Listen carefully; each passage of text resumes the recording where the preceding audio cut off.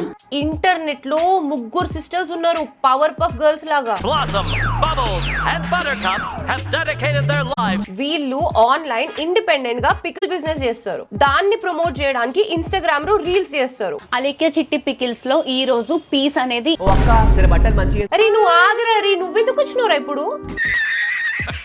వీడొక్కడు ఊరికే బంగారు తల్లి చిట్టి తల్లి అని వస్తాడు. అమ్మ బంగారు తల్లి రే నువ్వు పోరా రే. ఒక డౌట్, నువ్వు ఈ చిట్టి తల్లి అనేది చిట్టి పికిల్స్ చూసే కదా? అలేఖ్య చిట్టి పికిల్స్.